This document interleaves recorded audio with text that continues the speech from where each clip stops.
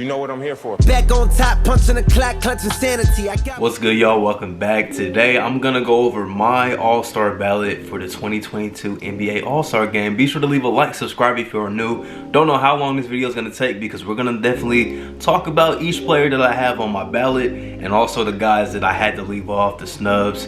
And it was tough. It was tough to put this list together, but I'm pretty confident with what I have. So let me know your thoughts in the comments and let's get into it. Side note, I live in Ohio and the All-Star Game is in Cleveland, Ohio this year, and I'm very upset that I'm not gonna be there, man. But hopefully like next year, I think it's in Indianapolis, so maybe I could get invited as a media member or something. Maybe, manifesting it for sure. But we're gonna start with the Eastern Conference. And I'm gonna go over my starters, and the first four guys I'm gonna name are, I think they're locks to be starters. They should definitely be starters no matter what. Demar Derozan is my first guard. He's been amazing. He's playing at an MVP caliber level, and the Bulls are the best team in the Eastern Conference, so he definitely deserves that. And he's been as clutch as anybody in the league so far this season. He definitely deserves the first nod at the guard spot. Next, I'm going into the front court, KD. I think KD will probably be the captain. I would probably have him as my captain. I think he's arguably the MVP frontrunner right now. He's been amazing this season. Next up, we got Giannis. Giannis is just doing his thing, man. The Bucks are playing great basketball under the radar, just like it was last season. And I think Giannis's numbers are back to like his second MVP season, or they might be improved from them. So he's been having a very good season. And lastly, Joellenbee, man. We haven't talked about him a ton on this channel, but he's been silently just killing it. Like every night it's like 30 points. It seems like it's 30 points every night over the last 3-4 weeks of the season. He's been amazing. I think he's worked his way into like a fringe MVP conversation. I think he's been sensational, and the 76ers have been winning some games too, and it's been on the back of Joellenbee. Now, the last guard spot for the starter was a little bit of a toss-up. I decided to go with Trey Young. Trey Young has been killing it all season long. His counting numbers look amazing. The team is not great, but they're slowly getting it together a little bit. Trey Young just had a 56-point, 14-assist game earlier this week. He's been amazing. I mean, if his team was better, he might be in the MVP conversation, to be honest, in my personal opinion. And as you know, if you remember from the preseason, I had him on my MVP ballot. So he's one of the few dudes that are like living up to that expectation. He's been playing great. It was a toss-up between him and Zach Levine. Zach Levine will be my first guy off the bench, the first guard off the bench. It was a toss-up. Zach Levine's been incredible. Best team in the Eastern Conference, like I mentioned, with Demar Derozan. And he's been just doing his thing, man. He's been doing his thing. And the Bulls have been great to watch. And I like how Levine has really stepped it up on the defensive side of the floor this season also. He's been great. And then the next guy, James Harden is still an all-star. Like, I think people, the first early part of the season was tough to watch at times, but his counting numbers were still cool. Like, he was averaging like 20 points, like 8 rebounds, 8 assists. He was still putting up his numbers. And now it's starting to come around a little more. It's still not James Harden, like consistently every single night, but we've seen the glimpses of him having 35-point triple-doubles and, you know, just killing it from the offensive side of the floor as far as scoring the ball. He's been playing great over the last 3 weeks. You know, since he came back from COVID, he's been really good. He's still an all-star. He's still an all-star. I mean, any other season, if he gets off to, you know, a great start, he's a starter. But this year, with, you know, the way Trey Young's been playing, DeMar DeRozan, even Zach Levine, he's probably like the 4th best guard in the conference right now, which is not a knock. He's still an all-star caliber guy. And then the rest of the list is a little dicey, but there's one lock I do have. I'm gonna mention him right now. I think Jared Allen should be a lock, in my personal opinion. The Cavs have been great, and a lot of that's due to Jared Allen. And I love how he's transformed himself into somebody before the season that probably was not a top 10 center on most people's list. I don't believe I had him on my top 10 list. But now he's like probably a top 5 or 6 center in the NBA. Like, he's been playing amazing basketball. He's more than just a lob threat. That's what I like about him, man. He does a lot more than just catch lobs and finish at the rim, man. Still a very good shot blocker. He really impacts the game on both sides of the floor. And with it being in Cleveland and the Cavs have been so surprising this season, he should definitely be an all-star for sure. And then the rest of the list is, it could be a little more subjective in my personal opinion. I think Jimmy Butler is an all-star, but the reason why it's a little question mark because he's missed time early on in the season. And he's also slated to miss more time. He had, I think, a lower body injury. I don't know if it was a knee or an ankle, but he had an injury the other night in Golden State. So it's a little questionable. But I do want to say this right now. I don't know how much weight they're going to hold players missing games because everybody's missed games this season. Like, everybody's missed some time, basically. And if you haven't, it's bound to happen. Like, you're bound to enter health and safety protocols. So I don't know how much they're gonna weigh that, and I also don't know how much they're gonna weigh teams' win-loss records. I think that's another, you know, in the past, like Trey Young got penalized for it last season because they were like 6 games under 500 at the All-Star break. He got penalized for it. We've seen Bradley Beal get penalized for it in the past. Seen Karl-Anthony Towns get penalized for it in previous years. Like, a lot of times if you're not winning games, you're not gonna be an All-Star. But I think they might let that slide a little bit this year because of everything that's going on. So with that being said, Jimmy Butler's an all-star. He might have to be an injury replacement, and that might slide somebody else up, but he's an all-star. I also hate how Jaylen Brown is not listed as a guard. I hate that. I mean, he is listed as a guard. I don't like that at all because he plays a lot of, you know, forward for the Boston Celtics. He doesn't play that much guard, honestly.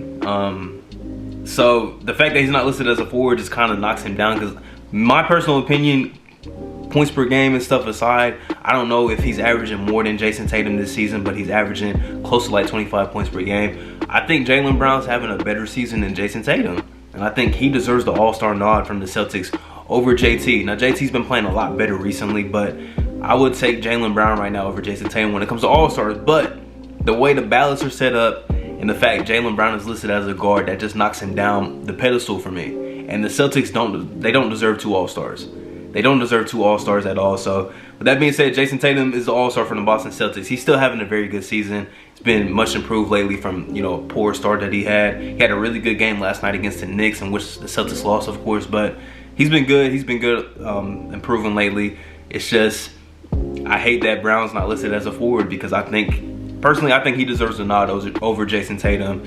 And I watch every Celtics game, so I feel comfortable saying that.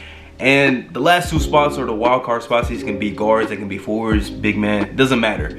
The first guy, I think Darius Garland should be an all-star. He's definitely on my ballot. Like, he's on my ballot. Darius Garland is an all-star in my eyes. Look, this Cavs team, when he's not on the court, they're a very poor offensive team, especially since Ricky Rubio is out for the rest of the season. Colin Sexton's out for the rest of the season. They are a poor offensive team when Darius Garland is not on the court. They're very poor. He's the engine to this offense, man. He does a lot. And you got his pick and roll mate in Jarrett Allen in the All-Star game, and I think these two are, you know, they benefit from each other. So I think Darius Garland should be an All-Star, and it would just be dope for it to be in Cleveland this year and for them to have 2 All-Stars. I think it's dope, man. I think a lot of people, they know of Darius Garland, but they don't really know Darius Garland, like how elite he really is. He is a super elite point guard, man. Slowly becoming one of my favorite players in the league. He's an amazing guy to watch hoop, man. He just has pure game on the court. And then the last spot, this was tough. Like, I'm still, like, this is probably the one that I'm least confident in my entire list. It was between LaMelo Ball and Fred VanVleet, the final 2 guards that are fighting for 1 spot. And LaMelo's been very good. Fred VanVleet's been amazing lately. And the Raptors have been winning more games of late. And the Hornets are still, like, I think, above 500. And they've been a little up and down this season. They've dealt with a lot of guys entering health and safety protocols. But this was tough, man. It's very tough because it's, like I said earlier about Darius Garland, Fred VanVleet's very similar. Like, if he's not on the court, the Raptors offense looks very poor. But then they also have times when Fred VanVleet's not playing, like, amazing, but they're still winning games. Like the other night against the Bucks, Fred VanVleet was solid. He's very good. He had like 19 points. But Pascal Siakam was consistent all game long. OG Anunoby had a big game. Gary Trent was producing for them. Like, they have a lot of options too. But same thing for the Hornets. Like, the Hornets have different times when sometimes they'll ride with Ish Smith, you know, closing games out. They did that and they won in Denver a few weeks ago. Like, they do this sometimes. Coach Borrego, James Borrego, he does this sometimes. Like, he will let the guys with the hot hand ride it out and finish the game. And sometimes LaMelo's not on the floor. But LaMelo's super important to this team too. I decided to go with LaMelo. And this might switch the closer we get to the All-Star break, or, you know, the longer we get into January. But right now, I'm going to go with LaMelo Ball. His season's been very complete. Fred VanVleet's been good all season, but he's been very great lately. LaMelo's been just consistently great all season long. This might switch, but I'm cool with having LaMelo there right now. I could see if you have Fred VanVleet, I can definitely see that, but I'm going to go with LaMelo right now. And the guys I had on my snub list, I think Fred VanVleet might be the biggest one. Jaylen Brown is also on that list too, but I think that debates more with him not being listed at the proper position. And I wanted to show some love to Bradley Beal too, because he's been playing good ball lately. He started off very poor, but he's been a lot better of late.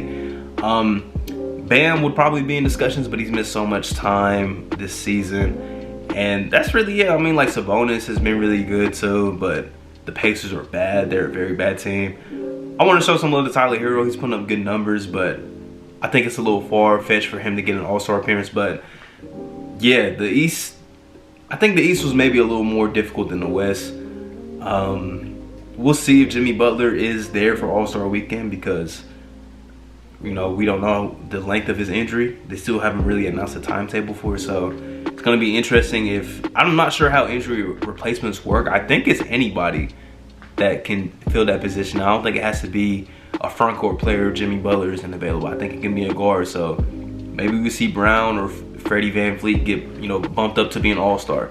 And the cool thing is, if you're an injury replacement, it's not like listed like, oh, you were an injury replacement. Like, nobody cares. You made the all-star team. I think Devin Booker's first 2 all-star appearances have been as injury replacements. So, you know, he's still an all-star, and we know he's still an all-star. But that's the Eastern Conference.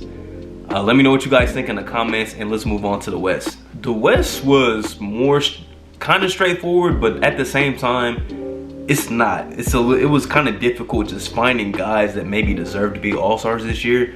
The talent pool in the front court as far as forwards was not very good for the West. I'll admit that much, but these are my locks for the West. We got Steph Curry, of course, MVP caliber player. Right now, you could argue it's him or KD for the, you know, top spot in the MVP conversation. You know, to each his own, but Steph Curry is definitely on that list. LeBron's been incredible. Somebody 37 years old should not be able to hoop like this, and he has been the reason why the Lakers are still a relevant team. Like, if they didn't have LeBron, this is a lottery team for sure. I say that confidently. LeBron's been incredible. Then Nikola Jokic, he's still playing MVP caliber basketball. The advanced numbers love him. I don't get into advanced stats that much, but they really love Jokic, and his impact is always there every single night. Now, the last 2 spots, my second guard, I decided to go with Moran. And it was a toss-up. I think it was between him and another dude who's going to be my first guard off the bench. It was a toss-up, but I decided to go with Ja. He's been incredible. Even though he missed some time and the Grizzlies were good without him, he still is the catalyst for this team. And he's been closing games out like crazy. He closed the game out in Cleveland the other night. He did it in Phoenix the week before. Like, he's been incredible. He's shooting, like, I think 40% from 3. Like, dude's insane. Like, he's doing things that is supposed to be knocks on his game. Like, he can't shoot. He's shooting 40% on like 4 attempts. He's playing great basketball, man. And he is the engine to this Grizzlies team. And a team that I think is 4th in the Western Conference. And they are comfortably sitting at 4th right now. A team that I said in the preseason I thought was going to take a step back because they traded away a guy like Valanciunas, who was so important. And they're even better now. They're even better now, man. They really know how to build this team and take chances on their young dudes, man. I love to see it. And then the last forward, if somebody else wasn't dealing with injuries, they would be starting for me. But with that being said, I have Draymond Green as my starting power forward. And we know Draymond's counting numbers, they don't like look too great. Like, I mean, they look good, but it's not like he's averaging like 17, 18 points a game. We know what Draymond brings to the table, man. He's an amazing playmaker, rebounds the ball at a great rate, and he is the defensive player of the year right now. And it's probably not close. Honestly, it's not close. Draymond Green has been the defensive anchor to this Warriors team, as he always has been. And I mean, the way the West is looking, like, the forward pool, nobody else is really popping off the charts right now. So I think Draymond can get that start. Also, best team in basketball. They deserve 2 All-Stars for sure. And look, Draymond hasn't, I don't remember last time he was an All-Star. It might have been like 2018, maybe. It's been a while. But Draymond, I think, deserves the All-Star nod for sure. But he's a starter in my book. And that's just gonna show you like how bad the forward pool is for the Western Conference right now. Injuries has had a big part in that, but yeah, Draymond's the starter. And let's go to the bench, because first guy off my bench, I said it was between him and Moran. Donovan Mitchell was the first guy off my bench. I'm not sure what his counting numbers, points per game, looks like, but he's just been great. Like, every time I check into a Jazz game, he's going off. He's going off, and he's doing big things this season, man. And the Jazz are looking like a a team that maybe could potentially make some noise in the playoffs more than what they did last year. You know, I still think they might be a move away from really being in contention, but Donovan Mitchell, man, he is the engine for this team offensively. This team is not great without him, you know, doing what he does. So he's my first guy off the bench. The next guy, Devin Booker, his counting numbers don't stack up to what he's had in the past. Like, he's previously been consistently a 24, 25 point per game scorer. This year he's sitting at like 21.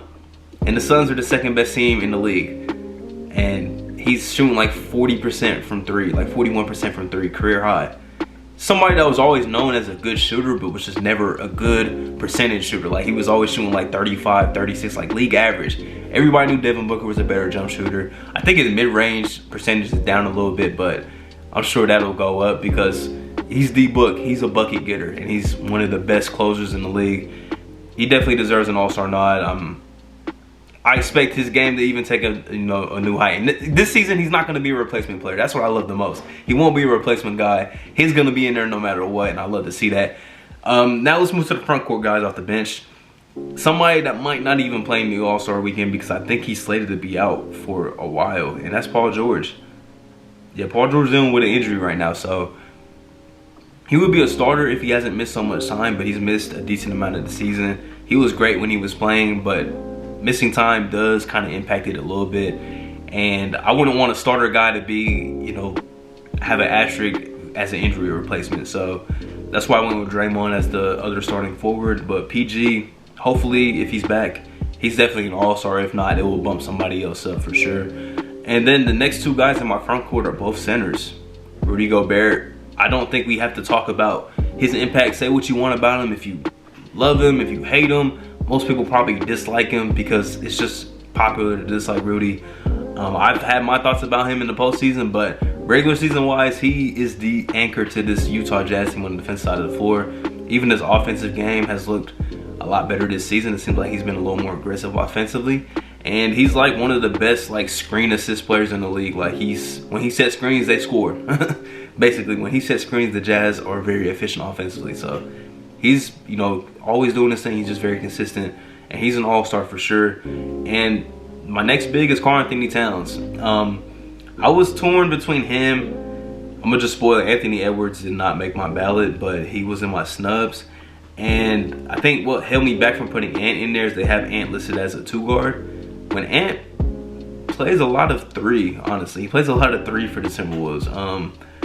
So yeah, maybe they should be a little more flexible when it comes to positions, but I understand maybe why they don't do that, because it could make it a little more murky as far as fan voting and stuff like that. But I went with Cat. He's putting up like 23, 24 a game, 10 rebounds, 50% from the field, 40 something from 3 on like, I think 5, 6 attempts. Like, he's best shooting big ever. Like, he's the best shooting center probably ever. He really shoots lights out, man. And the Timberwolves are a playoff team right now. I think they're like at the 7 or 8 seed.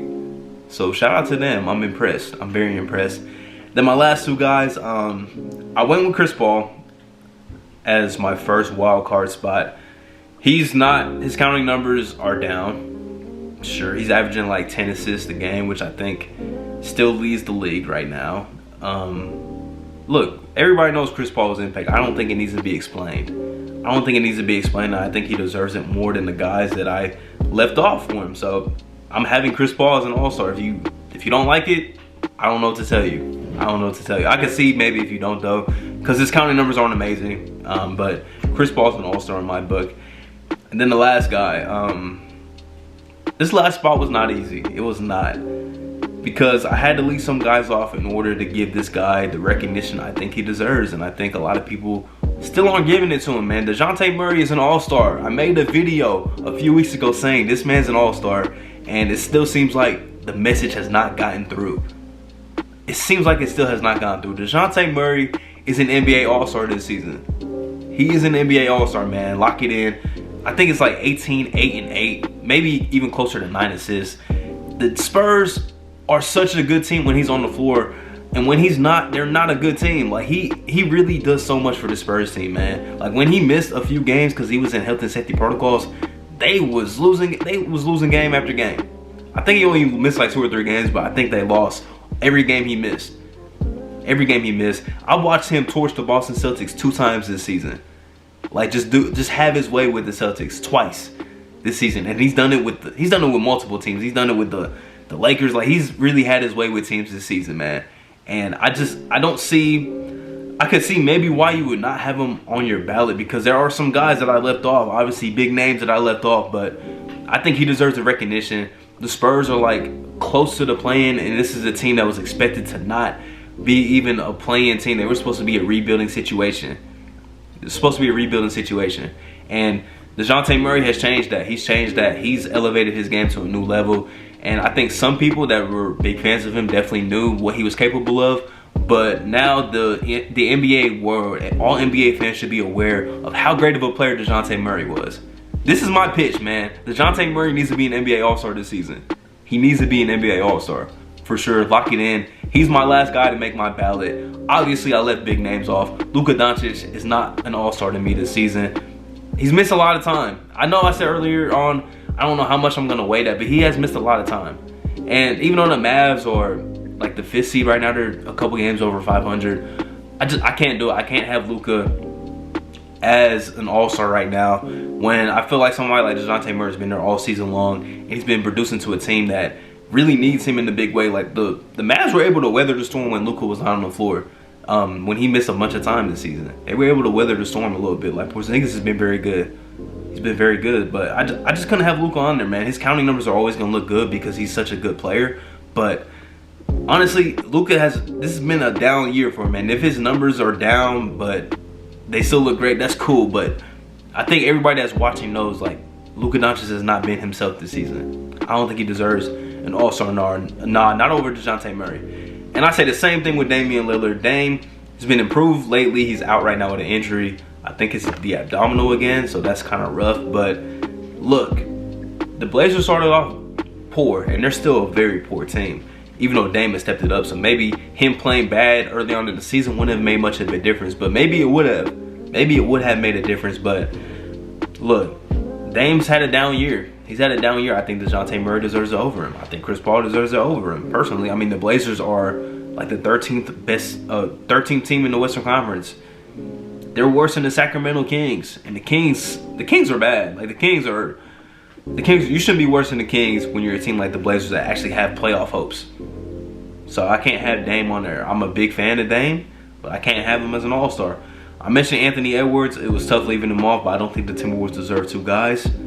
Brandon Ingram was somebody I was close to having in, but I had to leave him off, man. But if an injury replacement, I think he should be the next forward up, in my personal opinion. I think so, because we know how I feel about Anthony Davis. Anthony Davis has disappointed me a lot this season.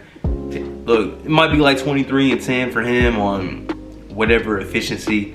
I don't care. My eye test with Anthony Davis has just not been impressive. This is not the MVP caliber player that I was predicting before the season, and it's very disappointing. Hopefully he gets well soon. He's dealing with that, I think, MCL sprain, or yeah, he's dealing with a little injury, so hopefully he gets back soon.